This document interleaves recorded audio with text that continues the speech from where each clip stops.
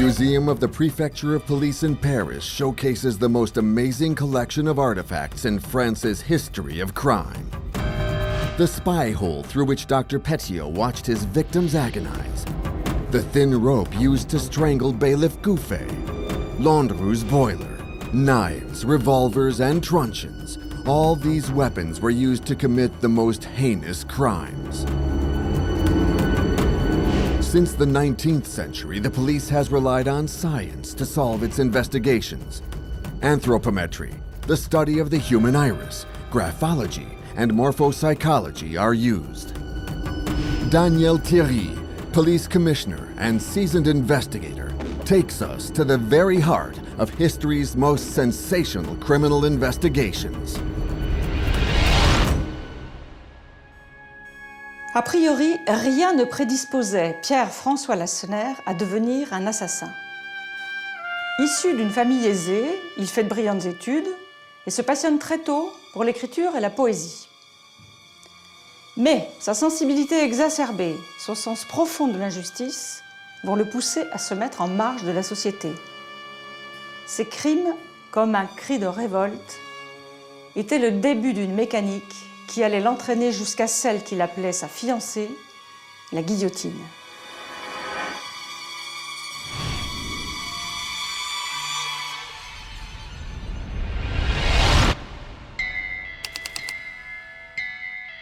On December 14th, 1834, in Paris, the police who enter Madame Chardon's small flat at 3 Red Horse Road discover with terror a crime scene of unprecedented violence. In the first room, the son of Chardon is sprawled in the middle of a pool of blood. The victim received an axe blow to the head. The murder weapon, covered in blood, is placed next to the body.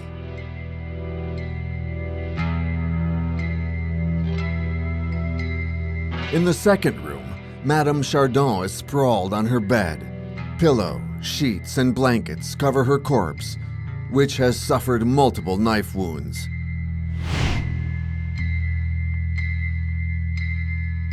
The house has been ransacked, the furniture disemboweled, clothes strewn across the floor.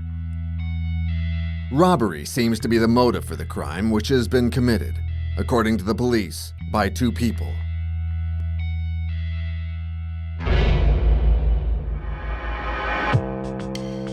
The Chardon boy, known as Miss Madeleine, is no stranger to the police. He'd already served a sentence for robbery and indecent exposure in Poissy prison.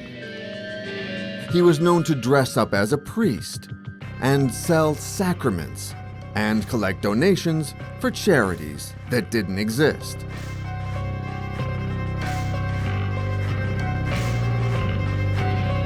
The police turned their investigation to the dodgy areas of town and to the homosexuals. But despite the investigation carried out by the police, the perpetrators of the crime are never found.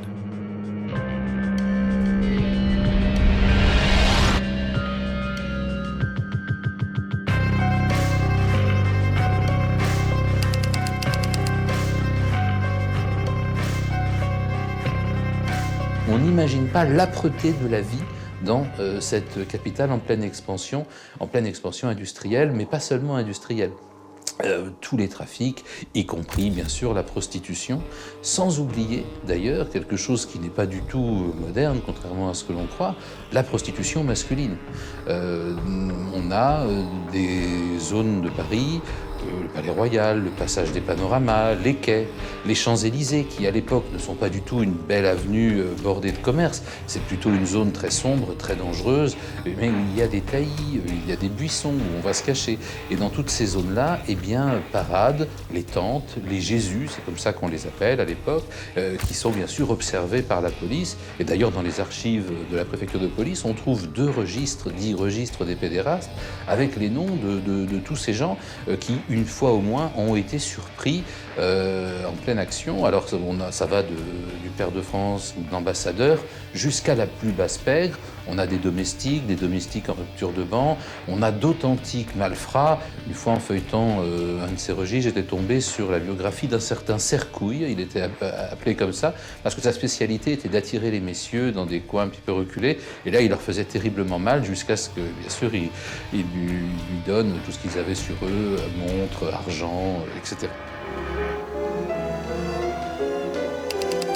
2 weeks later, on December 31st, 1834, Monsieur Genevet, working for the bank managers Maigre, Morceau, and Mallet, is assaulted at 66 Montorgueil Road as he goes to collect a debt at the home of a Monsieur Moassier. Victim of an ambush, he receives a violent stab wound in the right shoulder. The young 18-year-old man, a solid fellow, manages to break free of the grasp of his attackers and starts shouting, which sends them running. The assault took place in a small room furnished with only a table and a chair. On the door, written in chalk, the name Moassier was the only clue found by the police. The investigation into finding the two thugs proved fruitless. And before the commotion brought by the two crimes, that of Madame Chardon and her son, and the one on Montorgueil Road, the inquiry is passed on to policeman Conlaire, who will soon be the famous chief of police.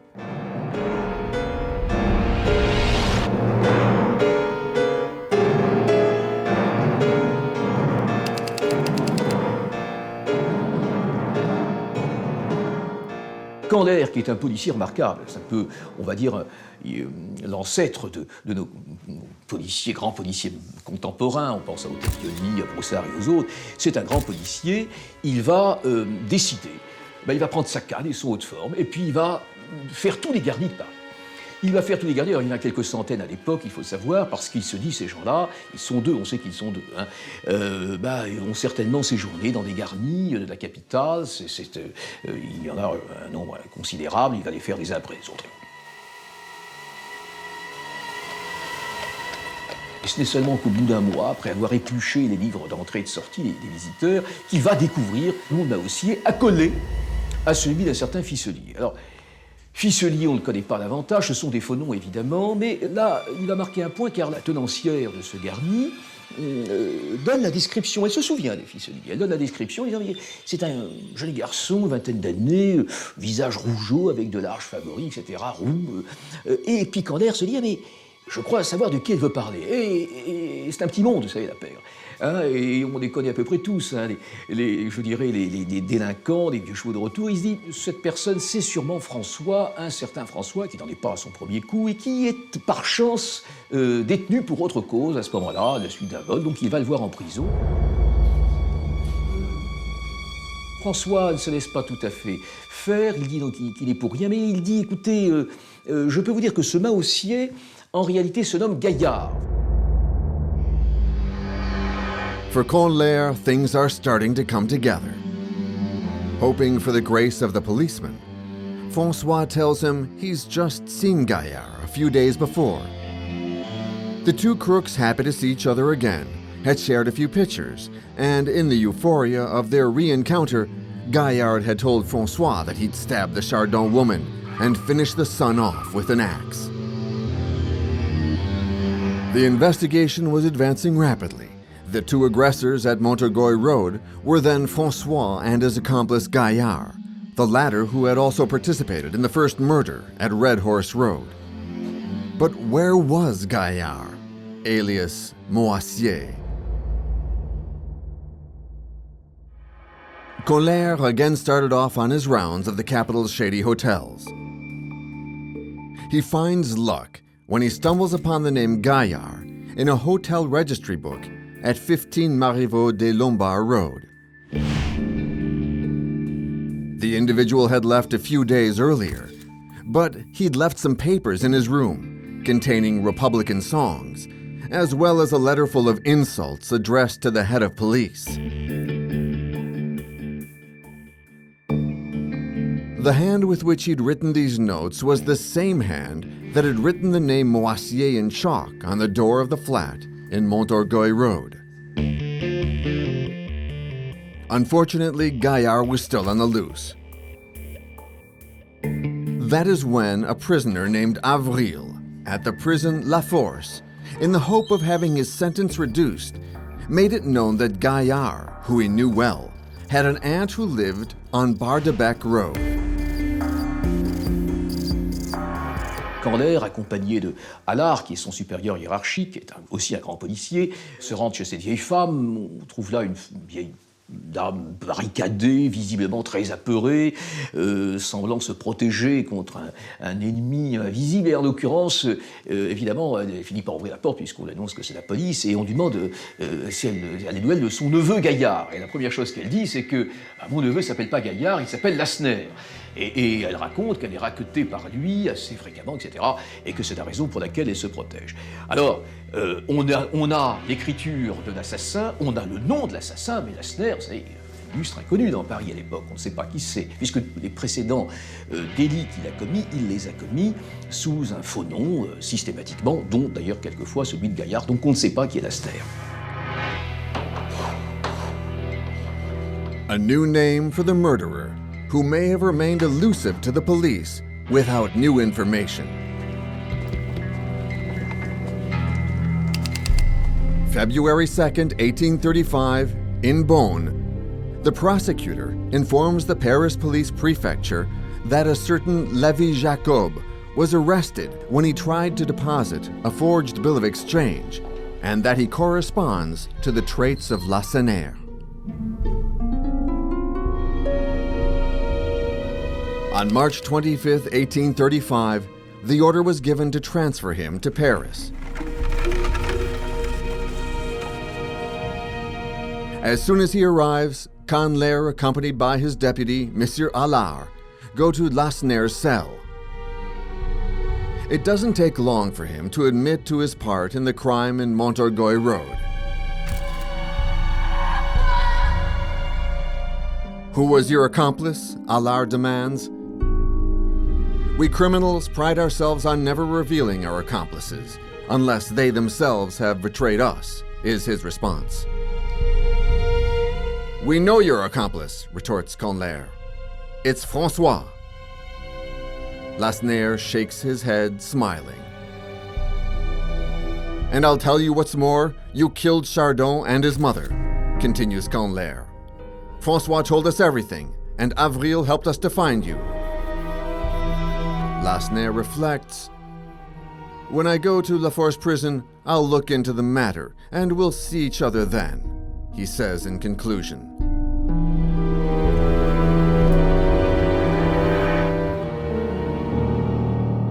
Some days later, Lacenaire, incarcerated in the prison La Force, demands to see the two policemen again.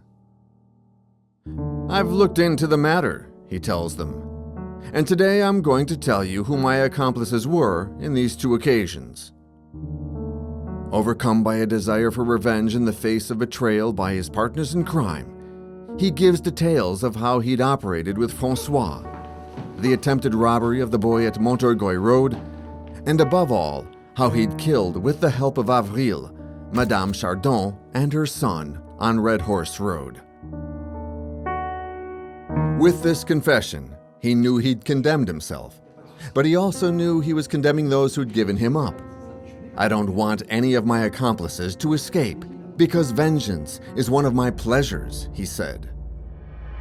Se dénoncer entre truands a toujours été une faute et plus qu'une faute, un crime, a fortiori au temps de Lacenaire où bien sûr on encourt la peine de mort, la guillotine. Donc dénoncer, c'est tuer lâchement, c'est manquer à toutes les convenances de la pègre et du milieu. Car la pègre a un code, de même qu'elle a son langage, l'argot, eh bien, elle a toutes sortes de codes. Elle a aussi ses lieux de rendez-vous, ses petites habitudes. Il y a véritablement un milieu. Alors on ne met pas encore une majuscule, c'est pas encore le milieu, mais il y a un milieu, une pègre, et une pègre d'ailleurs qui fascine par exemple les écrivains de l'époque. Si on lit Eugène Sue, on est tout de suite dans un tapis franc. Qu'est-ce que c'est qu'un tapis franc?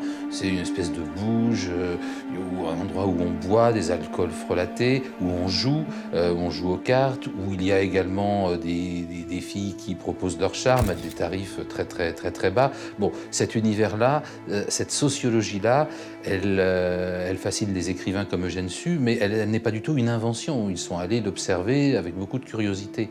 On a beaucoup de peine aujourd'hui à imaginer ce que pouvait être Paris dans la première moitié du 19e siècle. Il faut imaginer une ville qui s'est accrue à une vitesse incroyable, avec des populations qui viennent de partout, des paysans qui débarquent, des gens qui viennent de l'étranger. À part les beaux quartiers, se sont érigées toutes sortes de masures, de maisons qui n'en sont pas vraiment, et où il se passe des choses les plus effroyables. Hein. Tout ce que nous pouvons penser aujourd'hui des capitales du tiers-monde, eh bien, je ne dis pas qu'on peut l'appliquer exactement à Paris, mais le Paris de l'époque y fait penser. Une ville très polluée, très sale, extrêmement dangereuse, où se mélangent des populations de toutes sortes, et c'est vraiment la lutte pour la vie. But who really was Lacenaire? Pierre-François Lacenaire was born on December 20th, 1803 in Lyon. His father had made a fortune in commerce and married late at the age of 50 to a very young woman named Marguerite Gaillard, who at the time is only 18 years of age. It wasn't until 6 years after the marriage that the first child arrived, and after that, many more. She had a total of 13 children. Pierre-François was the fourth. Il le dit, il se répond beaucoup là-dessus, il n'est pas aimé. Il n'est pas aimé ni par son père ni par sa mère, qui lui préféreront le frère aîné, ce qui était assez traditionnel dans ces familles bourgeoises, il faut le dire. Il n'est pas aimé. Il y a également, de la part de la mère, une absence totale de tendresse. Lacenaire dira que la seule femme qu'il ait aimée, et qu'il ait aimée lui-même, était sa nourrice, qui lui a montré de l'affection. Sa mère ne lui en a jamais montré. Il en a énormément souffert, ce qui peut se concevoir. Donc le désamour de la mère, la préférence du frère aîné, cet enfant a été il a été abandonné quelque part, et même humilié, on peut le dire. Alors il faut parler aussi bien sûr de sa scolarité, car il est brillant. Il faut savoir que c'est un garçon qui a de très heureuses dispositions intellectuelles. Il est féru de littérature, il adore la poésie, il connaît tous les classiques à 14 ans. Il est ce qu'on appelle le premier de la classe, mais malheureusement, lors de la distribution des prix, ses parents ne seront jamais là pour assister à la remise des prix d'excellence qu'il recevait systématiquement. Il en a énormément souffert. Alors, il y a là effectivement une fêlure familiale, il y a certainement une souffrance, une plaie, mais bon, est-ce qu'on peut raisonnablement considérer qu'une enfance malheureuse fait d'enfant un assassin? Bien sûr que non. Later, he was sent to the Jesuits, to the small seminary at Alix. He only stayed 1 year. His anti-religious behavior had him rejected by the institution, to the great distress of his father.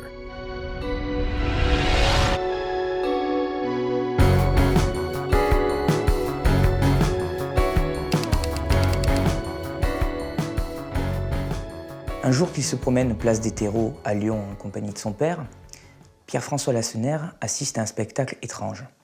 Il voit plusieurs hommes en train de monter un énorme puzzle de bois, une estrade, 2 hauts piliers, et il reconnaît la guillotine. Une exécution capitale va avoir lieu à Lyon cet après-midi-là. Et son père le saisit par le bras, lui désigne l'échafaud et lui dit « Regarde bien mon fils, si tu ne changes pas, c'est là que tu finiras. » On peut mal se représenter, si on n'a pas vu soi-même de guillotine, quel peut être l'effet de cette machine sur l'esprit d'un enfant. C'est quelque chose de particulièrement imposant, d'assez affreux, parce qu'elle ne sert qu'à exécuter les hommes. C'est une machine qui ne sert qu'à tuer, la mort mécanique. Cette prémonition paternelle, plus la vision de la machine de mort, vont hanter Pierre-François jusqu'à son dernier souffle. Jusqu'à son dernier souffle, il va être un obsédé de la guillotine. At 18 years old, Lacenaire enters as a boarder at Lyon Secondary School, where once again the adventure is short-lived. When Louis XVIII has been on the throne for 2 years, the students protest to cries of "Vive la République!" Lacenaire is named as one of the agitators, and he's expelled. Pierre-François claims he's innocent and cries injustice, which, he believes, has been following him around for as long as he can remember.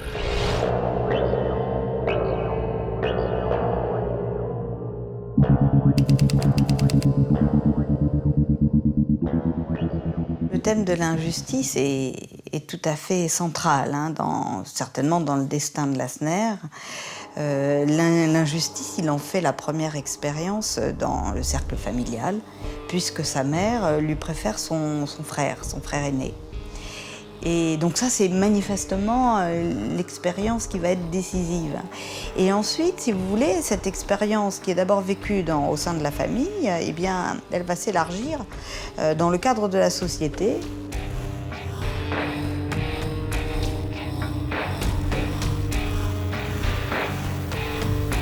Il a un regard très noir sur la société de son temps, qu'il présente comme une société de la division. D'un côté, il y a des pauvres qui n'ont pas assez à manger, et puis de l'autre côté, il y a des riches qui refusent de donner aux pauvres ce qu'ils donneraient à leurs chiens. Je crois que c'est une image qu'il emploie dans les mémoires. Et bien, il se révolte contre cette injustice, et il se révolte comment?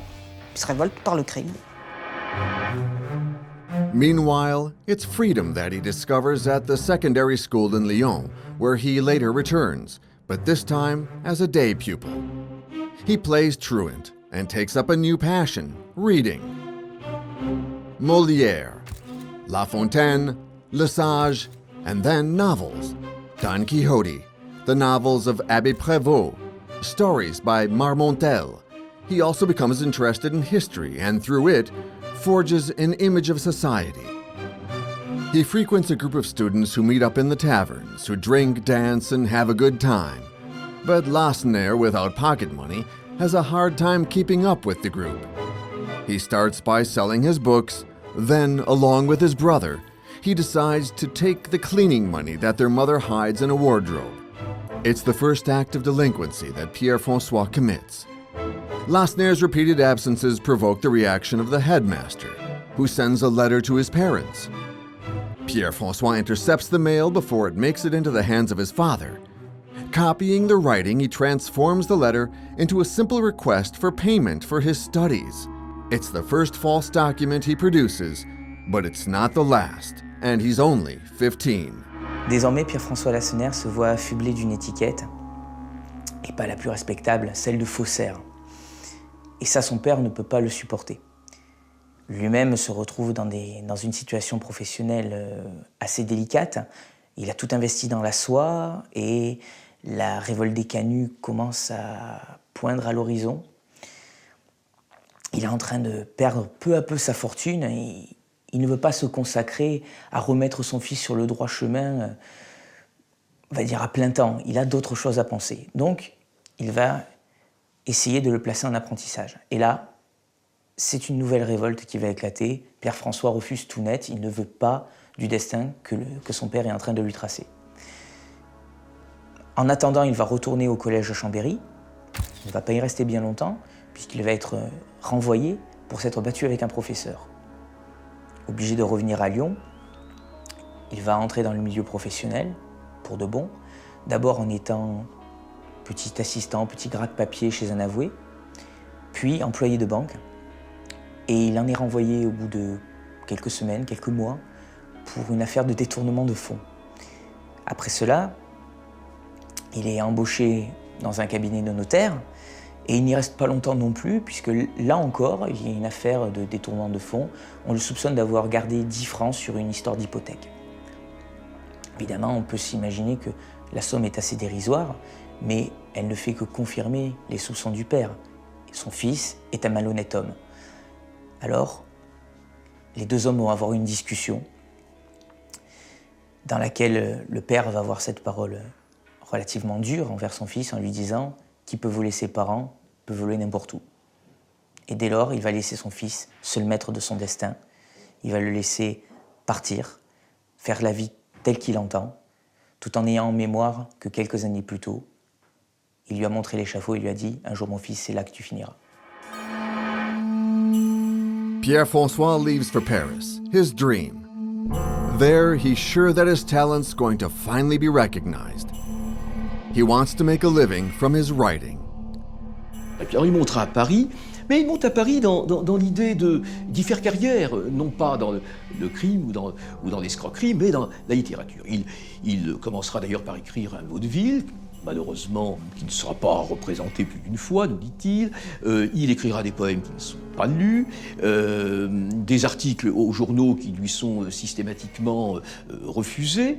Il y a donc chez lui un sentiment d'échec. Il dira même que, parce qu'il va se mettre à jouer également, il faut savoir qu'on joue beaucoup à Paris à cette époque, il y a des tripots un peu partout, l'État d'ailleurs, il faut le dire car c'est tout de même assez remarquable, prend sa part du gâteau, tout ça est très organisé, il gagnera de l'argent au jeu, mais il en perdra autant, il se retrouve un jour, il le raconte très bien d'ailleurs, sur le pavé, mais il dira qu'il est resté 3 jours sans manger, donc je veux dire, il est vraiment au fond de la cuve. He asks his brother Benjamin for help, who looks down on him and takes the moral high ground. Pierre-François, hurt, decides to take revenge. He creates fake bills of exchange, goes to Lyon, and converts them into 10,000 francs. They are paid by the most honest storekeepers in the region. Il faut savoir qu'il a des dispositions calligraphiques extraordinaires. C'est un vrai faussaire, c'est un faussaire né. Hein. Et il fera de fausses lettres qu'il tirera d'ailleurs sur des personnalités, des notables de la ville. Et évidemment, lorsque les parents vont découvrir, et notamment le frère aîné, mais le père également, c'est le scandale, c'est l'émotion d'abord, et la crainte du scandale qui pourrait en rejaillir sur la famille, la honte même, qui pourrait en rejaillir. Et on verra le père s'empresser de rembourser ses créanciers, cependant que le fils plastronnera dans la ville, fier de ce qu'il a fait et surtout sûr de son impunité. We come across Pierre-François, again in Geneva, then in Verona, then in Lyon in 1828, with empty pockets. He's hired again, but this time under his real name, on May 26, 1928. Then the story begins again. He leaves in March of 1829 and returns to Lyon. When he arrives at the family home, he finds the door closed. His father's gone bankrupt and has left with the whole family and returned to Belgium. Pierre-François returns to Paris, tries his hand again at writing, but without any further success. His one last resource, with the last of his money, he returns to the gambling dens of the Palais Royal, and there luck smiles upon him once again, but it doesn't last. During one of his evenings of debauchery, he comes across the nephew of Benjamin Constant at the green table. A fight breaks out between the two men, who decide to determine who's right with a duel. It's set for the next day at the clearing in the cedars in the woods of Boulogne. They duel with pistols. Constant shoots first. The bullet whistles past the ear of Lasnaire, who shoots back. The bullet flies, Constant drops to the ground. He's dead. The duel doesn't fix Pierre-François' troubles. Within the gambling circles, people don't trust him anymore, and other gamblers refuse to play against him because he might shoot them like rabbits.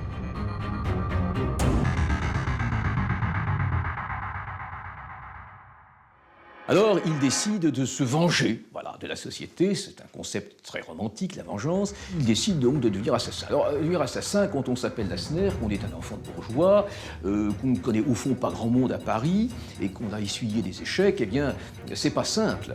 Comme il est intelligent, il a donc conçu le projet d'abord de faire ce qu'il appelle ses universités criminelles. Il faut admirer l'expression qui vient de lui et qui ne manque pas de cynisme.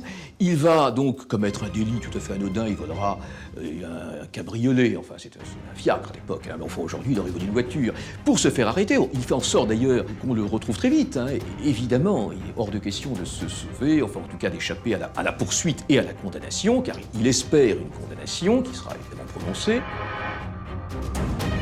From his first time in prison, he learns criminal jargon and every manner of stealing. It's as a gang leader that he leaves Poissy and starts his real career as a criminal. For 6 months, Lassner lives the good life with the fruits of his thefts. Lassner va se retrouver dans tous ces mauvais lieux de Paris, ces cabarets plus que louches, comme le Lapin Blanc, qui sont des univers où vont se croiser un petit peu tous les réprouvés, les prostituées bien sûr, qui sont là pour glaner un peu d'argent ou un verre d'alcool fort, alcool souvent frelaté, des chiffonniers, hein, parce qu'il y a certains établissements qui sont de véritables républiques de chiffonniers, c'est tout à fait étonnant. Ça, c'est une profession qui a quasiment disparu du pavé parisien, alors que certains quartiers, aujourd'hui très chics, étaient littéralement peuplés de chiffonniers. On a des récits de policiers qui sont éberlués de trouver des sortes de cabarets clandestins au fond de véritables galeries, dans des galetas remplis d'immondices, où on a aménagé des petites tables, de quoi boire, quelques bougies, tout ça dans un air absolument fétide. Et dans ces cabarets louches, dans ces tapis francs, dans tous ces bouges, eh bien, c'est là que, bien sûr, se préparent les mauvais coups. Parce qu'on est entre soi, de toute façon, on a un langage qui est difficilement pénétrable à quelqu'un d'étranger qui viendrait se promener par là, si jamais il en avait l'idée curieuse. Et on commence à évoquer eh bien, les affaires, hein, les coups qu'on peut tenter. Et là aussi, on trouve un petit peu tous les talents. Voler, ça ne veut rien dire. Il y a plein de façons de voler dans la pègre parisienne. Il y a les vanterniers, dont la spécialité est de passer par les fenêtres, hein, lanternes. Et encore, au sein des vanterniers, il y a même une sous-spécialité, c'est l'anguille. L'anguille, c'est quelqu'un d'agile, généralement un très jeune homme ou un jeune garçon, particulièrement mince, qui peut passer même entre les barreaux d'un vasistas, et donc il va s'introduire dans une maison particulière, dans un magasin, et puis qui va voler ou qui va ouvrir de l'intérieur la porte à ses complices qui vont déménager tout. Il y a les caroubleurs qui utilisent des fausses clés, donc qui vont forcer les serrures. Il y a comme cela toute une aristocratie du vol et du crime. Du crime parce que le vol étant fortement puni, eh bien un voleur qui se trouve surpris va assez volontiers chouriner. Plutôt que d'aller en prison, eh bien il va résoudre son problème par la violence. Donc on bascule très vite du simple vol, du simple cambriolage au crime de sang. During the course of a night of drinking, he comes across a joyous group of notary publics. He gets on well with them, and they propose that he come to work at their office. Lassner immediately thinks of the cash kept at their office. If he worked there, he could easily steal it. So he accepts their proposition. To celebrate the end of his idleness and the beginning of his new life, he organizes a memorable banquet at the Calf Who Suckles on Gaiety Street. Among the guests is Mr. Claude, who will go on to become the chief of police under Napoleon III. At the time, he's a young man, a lawyer's clerk. But his impressive sense of observation leads him to see in Lassner the nature of a killer. He confides in his friends, who simply laugh at the idea. Sometime later, when Lassner's real criminal nature is discovered, Mr. Claude's gift for investigation is finally recognized, and he's offered the job at the prefecture. That's how Lassner is at the origin of the fabulous career of the policeman Mr. Claude. But the evening of debauchery costs Lassner very dearly. Most of his savings are now gone, so he decides to gamble once again, but this time luck is completely against him.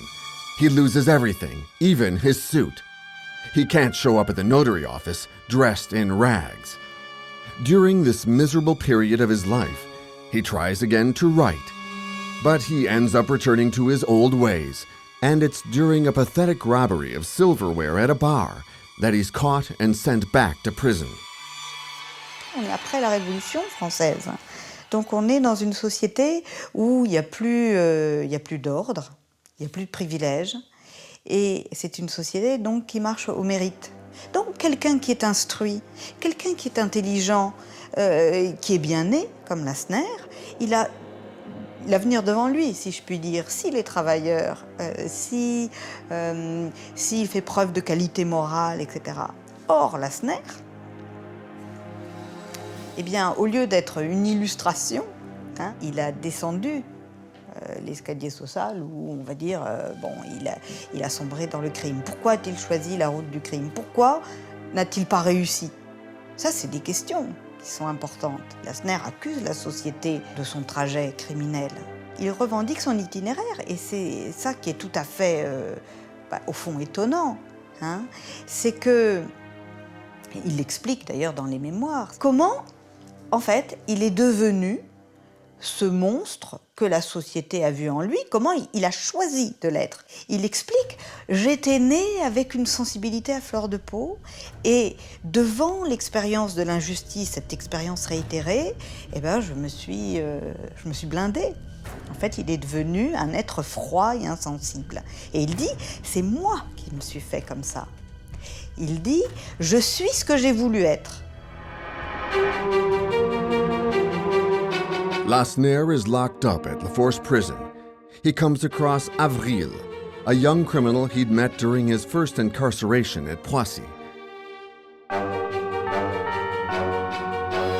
The two men had got along well, and Lassner makes him his partner for the large criminal projects he's planning for when they get out of prison. Because this time, it's the crime route that he plans on taking. The path that's going to lead him to the murder of Chardon and his mother, and straight to the guillotine. The trial begins November 12, 1835. It takes 3 days. For Lassner, it's finally the platform he's been waiting for. The courtroom becomes a theater where Pierre François becomes the star. Le procès de Lassner est un spectacle. On s'y rend exactement comme on se rend au théâtre. Il joue le premier rôle, tout est organisé autour de sa personne, il est à la fois acteur, mais il joue tous les rôles, pas seulement celui de l'accusé. Vis-à-vis de ses complices, il sera un procureur redoutable. Et puis en même temps, le reste du temps, comme pour lui tout est plié, n'est-ce pas, il reconnaît tout, c'est très simple, il marque son indifférence en lisant le journal. Alors il lit le journal des débats, qui est en fait le compte-rendu du procès de la veille. Puis de temps en temps, on le voit assez rageusement annoter le journal, des choses qui ne lui plaisent pas. On le voit beaucoup écrire également, beaucoup ont pensé, et sans doute à raison, qu'il commençait à rédiger ses mémoires. Pour lui, ce procès ne l'intéresse pas. Il ne l'intéresse que par la représentation, je dirais, sociale qu'il en donne de sa personne, parce qu'il est enfin le héros du crime, et puis également par le besoin d'entraîner dans sa perte ces deux complices pour lesquels il a une haine extraordinaire. Enfin, il se comportera avec eux, au point d'ailleurs qu'à un moment donné, Avril se lèvera en disant, en montrant Lassner du doigt, mais qu'est-ce que c'est que cet homme-là? Est-ce qu'il est procureur? Et l'avocat général, précisément donc le procureur, on appelle ainsi aux assises, dira à Avril, mais soyez vous-même avocat procureur. Alors, il y a des répliques extraordinaires au cours de ce procès, qui est un procès spectacle. On raconte une anecdote extraordinaire de ces femmes qui étaient toutes enrubannées, avec leurs grands chapeaux, qui à un moment donné, lorsque les pièces à conviction sont étalées aux yeux des jurés, se lèvent pour les voir de plus près, et puis les hommes derrière, mesdames, voyons, asseyez-vous. Alors on ne sait pas trop si c'est parce que ils considéraient que c'était tout de même un comportement plutôt indécent, ou si c'est parce qu'ils voulaient eux-mêmes voir de plus près le tire-point et puis la hache et que sais-je encore. Enfin, ce procès a été un procès absolument, un procès spectacle autour de la personne de Lassner. On November 15th, 1935, at 2 o'clock in the morning, the sentence is announced. Life imprisonment for François, the death penalty for Avril and Lassner. On est dans un temps de pénalité exemplaire et infamante. Et donc, ça fait longtemps qu'on discute pour savoir si on doit maintenir ou pas le châtiment suprême. Hein, les révolutionnaires ont pensé l'abolir. Bon. Et puis finalement, le châtiment suprême a été maintenu. Donc, évidemment, le personnage de Lassner ne se comprend que en fonction de la peine de mort. C'est intéressant de voir comment Lassner a construit, dans une très large mesure, son personnage sur sa mort. C'est le sujet de ses poésies, sa mort. Il en parle. Quand les gens viennent le voir en prison, parce qu'il y reçoit de nombreux visiteurs, il parle de sa mort. Et si vous voulez, il en a fait comme un moment de vérité. Parce que Lassner disait, au fond, je suis un assassin systématique. Mes crimes, c'est le résultat d'un système que j'ai construit, qui part du constat de l'injustice et qui aboutit au crime comme une conséquence. Back in his cell, Lassner has only one thing to do. He must hurry to finish his memoirs, which will contribute to the myth of the poet assassin. Il y a 3 théâtres, on va dire, dans cette affaire. Il y a le théâtre du tribunal, où Lassner fait son show. C'est ce théâtre qui va le révéler, si je puis dire. Et puis ensuite, le deuxième théâtre, avant le dernier qui sera à l'échafaud. Le deuxième théâtre, c'est la cellule de la conciergerie. Il va utiliser l'espace carcéral qu'il va détourner de sa finalité, en fait, pour se mettre en scène. Alors il le détourne de sa finalité, oui, parce que la prison, c'est l'antichambre de la guillotine. Donc c'est quand même cet endroit d'agonie morale. C'est le prélude à l'échafaud. Alors que Lassner, lui, dans sa prison, il y est bien. Il reçoit du monde. Il est très occupé à recevoir, également à écrire. C'est sans doute là l'essentiel. Il a transformé la conciergerie en espace poétique.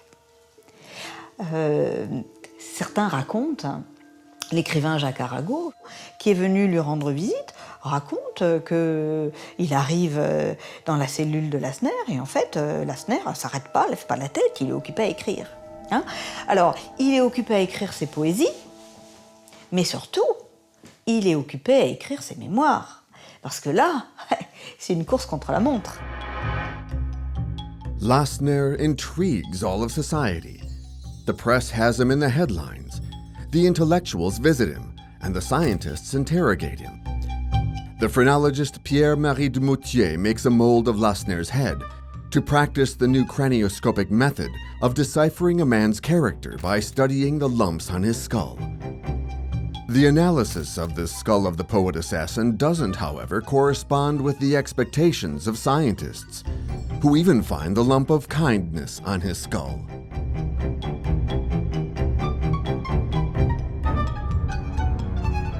Le cas de Lassner, qui n'a pas le physique d'un assassin, contredit toutes les théories de physiognomonie qui valent depuis Hippocrate et qui prétendent élaborer le profil criminel à partir de caractéristiques physiques. Mais cette exception n'empêchera pas le développement de cette science jusqu'à Lombroso, qui prétendra l'imposer à la recherche criminelle jusqu'à la fin du siècle. On January 8, 1836, the director of the prison goes into Lassner's cell. "You must get dressed," he says. "We have to transfer you to Bicêtre." Lassner gets up and goes to his table to add one last thing to his memoirs. "Goodbye to all of the beings that have loved me, and even those who curse me. They have their right to. And you reading these memoirs with blood oozing from each page. You who will only read them once the executioner has wiped his iron triangle that I've made red. Oh, save me a place in your memory, and adieu." January 10th, 1836, at 6 o'clock in the morning, the condemned are called for. Avril is praying with the priest, and so Lassner waits until they've finished. Then Pierre-François shares a coffee with Avril and a glass of brandy before proceeding to get dressed. "Go and get my frock coat. I want to wear it today," demands Lassner. Having arrived at the guillotine, Avril goes up the first step. "Goodbye, old Lassner. Goodbye. Courage. I approach the end," he cries before the blade falls and cuts his head. La tête d'Avril vient de rouler dans le panier. Le temps de passer un coup d'éponge humide sur le couperet. Celui-ci est remonté en haut de la machine et c'est au tour de Pierre-François. Il gravit les marches de l'échafaud, égal à lui-même, hautain comme au moment de son procès. Il a à peine un regard pour la foule venue assister à sa mort. Les aides le saisissent, le plaquent sur la planche à bascule, l'attachent. Il est enfourné, comme on dit dans l'argot des bourreaux. Et l'exécuteur Henri-Clément Sanson déclenche le mécanisme de la guillotine. Et là, stupeur, le couperet s'arrête à mi-course. Ce n'est pas un événement si rare que ça. Il faut s'imaginer que la guillotine qu'on utilise pour l'exécution de Lassner est une guillotine qui date de la Révolution, donc elle a plus de 40 ans. C'est un outil qui a déjà beaucoup fonctionné. Le fait de faire une double exécution a un effet assez néfaste sur le mécanisme. Nous sommes également à un matin d'hiver. Il y a beaucoup de conditions réunies pour que l'exécution soit un fiasco. Et là, c'est bel et bien le cas. Pendant 17 secondes, le couperet va rester bloqué et les bourreaux vont s'acharner à essayer de le débloquer pour le remonter et enfin mener l'exécution à bien. Et pendant ce temps-là, Pierre-François parvient, à force de se tortiller sur la planche à bascule, à tourner la tête de biais, non pas complètement, en essayant de voir l'instant où le couperet va enfin se détacher pour lui trancher la tête. L'anecdote de l'exécution de Lassner sera rapportée dans les mémoires de Samson. Mais elles n'ont de mémoire que le nom, puisque Samson n'a rien à voir avec leur écriture.